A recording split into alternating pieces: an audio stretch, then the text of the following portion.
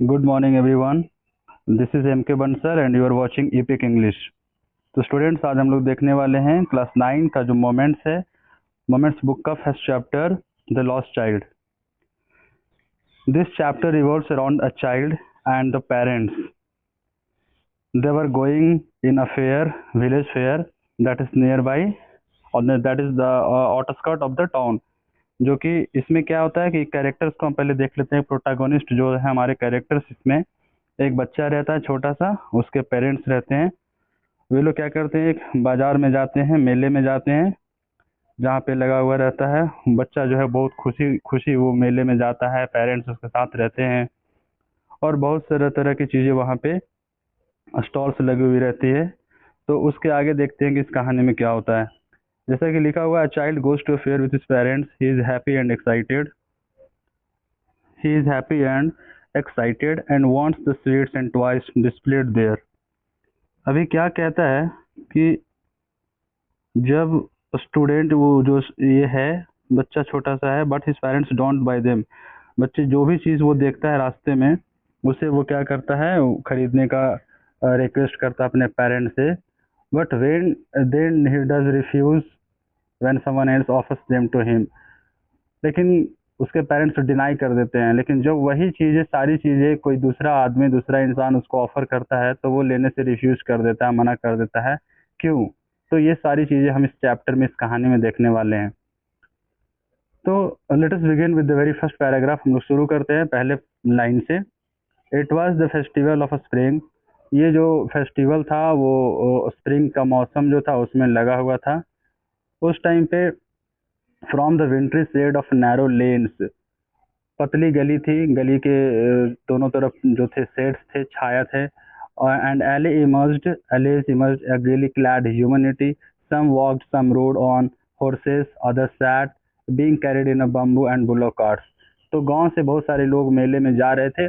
कुछ लोग जो थे बहुत गेली क्लैड, मतलब बहुत अच्छे से सज सज धस के जा रहे थे. ह्यूमनिटी, बहुत सारे लोग थे. Some walked on, some rode on horses, कुछ लोग पैदल चल रहे थे, कुछ लोग घोड़े पे सवार होकर के जा रहे थे, कुछ लोग बैठे हुए थे. Being carried in a bamboo and bullock carts, कुछ लोग बैलगाड़ी से बैठ करके, उसके ऊपर बैठ करके जा रहे थे.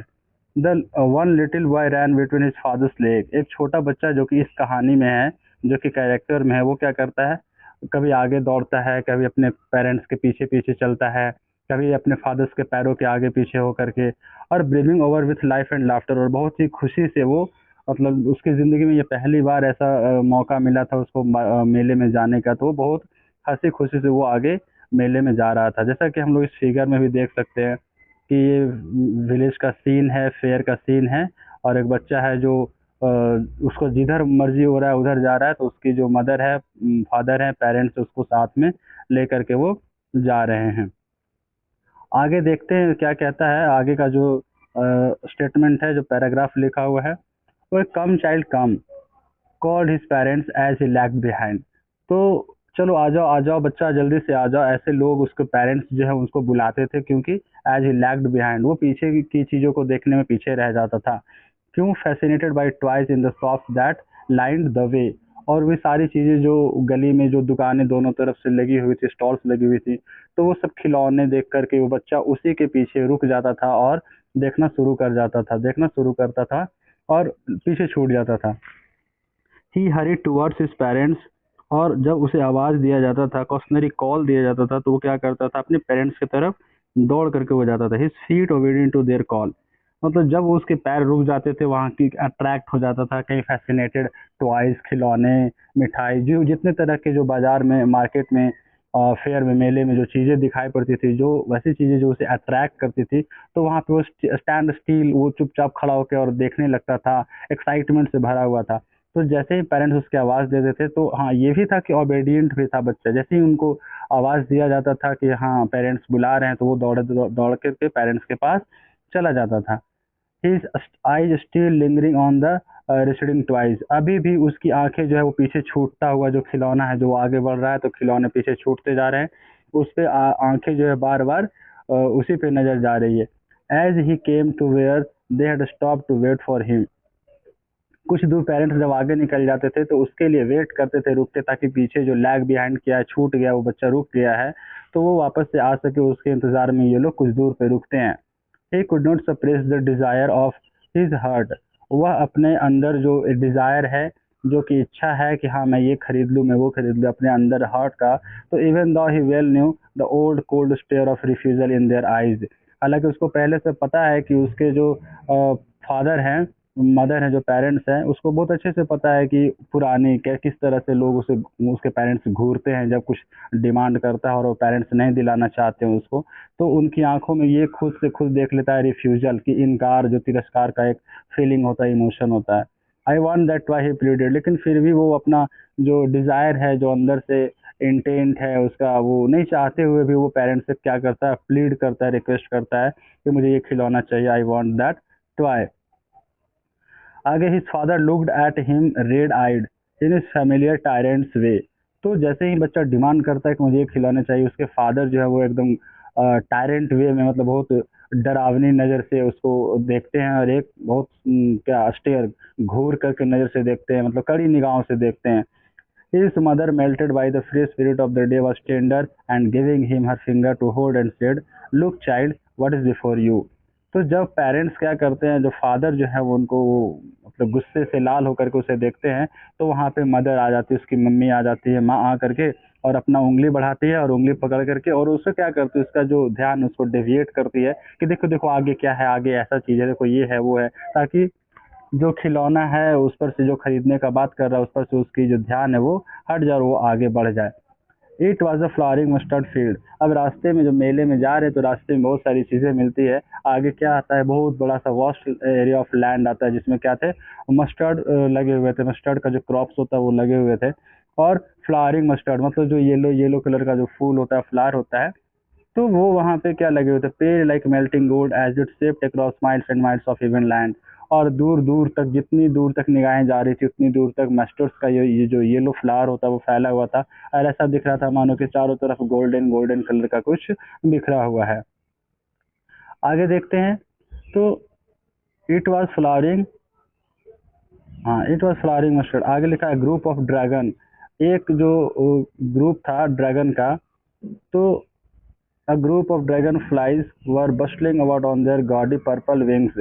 और उसी येलो कलर के जो फ्लावर्स है, मस्टर्ड फ्लावर्स पे बहुत सारे चमकीले तरह तरह के रंग बिरंगे जो बटरफ्लाइज थे, वे क्या कर रहे थे, उड़ रहे थे। Intercepting the flight of lone black bee और butterfly in search of sweetness from the flowers. ये सारे उड़ क्यों रहे थे, जहाँ पे फ्लावर्स होते हैं अक्सर वहाँ पे बटरफ्लाइज और बीज, मधुमक्खी वगैरह वहाँ पे जाते हैं, उससे बैठते हैं, और उसका जो फ्लावर पे बैठता है अट्रैक्ट होकर के, और उसके अंदर से जो लिक्विड होता है उसको निकाल करके, और जैसे बी मधुमक्खी अपना हनी बनाते हैं, उस तरह से बहुत सारे क्या थे, बटरफ्लाइज वहाँ पे उड़ रहे थे। The child followed them in the air with his gaze. तो बच्चा क्या कर रहा था, जैसे हम लोग भी बचपन में क्या करते थे, तितलियां को देखने के बाद उसके पीछे भागने लगते थे, पकड़ना है उसको, पकड़ने के लिए। तो अब क्या कहता है, till one of them would steel it's wing and arrest.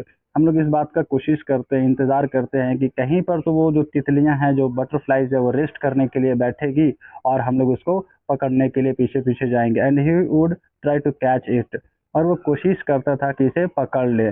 But it would go fluttering flapping up into the air when he had almost caught it in his hands. और ये क्या करता, बट इट, जैसे ही वो वहाँ पे बच्चा पहुँचता है, वो तितलियाँ अपने फ्लाइज को क्या, विंग्स को फ्लैप करके और हवा में उड़ जाती है। लगभग लगभग जब उसे ऑलमोस्ट वो पकड़ लिया होता है, एकदम नज़दीक जाने के बाद उड़ जाती है। Then his mother give customary call, come child, come come on the footpath. तो उसी टाइम जब बच्चा तितली के पीछे भागना शुरू करता है, तो उसकी माँ, मदर जो है वो आवाज़ देती है। कॉस्मेरी कॉल का मतलब जो फिक्रमंद आवाज़ होती है, जिसमें फिक्र दिखाया जाता है कि कहीं पीछे छूट ना जाए, कहीं मेले में खो ना जाए। इस वजह से उसको जैसे ही बुलाया, चलो फुटपाथ पे आ जाओ, फुटपाथ पे आ जाओ, तो वो बच्चा क्या करता है, फुटपाथ पे आ जाता है। ही रैन टुवर्ड्स हिज पेरेंट्स गेली and walked abreast of them for a while. अभी क्या है कि बच्चा जो है वो मदर फादर जो थे उसके पेरेंट्स की तरफ दौड़ करके आता है, फॉर ए वाइल, 1 मिनट के लिए। How ever soon left behind. और फिर जब जब बुलाया जाता था वो पेरेंट्स के पास आ जाता, और कुछ ही देर में वो क्या अट्रैक्टेड हो जाता था, तो किसी भी चीज़ के पीछे वो रुक जाता था और वो फिर से लैग बिहाइंड कर जाता था। Attracted by the little insects and worms along with the footpath, they were teeming out from their hiding places to enjoy the sunshine. फिर उसके आगे क्या हुआ कि कुछ इंसेक्ट्स उसको दिखाई पड़ते हैं जो कि क्या करते हैं अपने जगह से जहाँ वो छिपे हुए रहते हैं हाइडिंग प्लेसेस से टेमिंग आउट करते बाहर निकल करके और सनशाइन धूप सेकने के लिए बहुत सारे ऐसे इंसेक्ट्स होते हैं छोटे छोटे जो रेप्टाइल्स होते हैं वो क्या करते हैं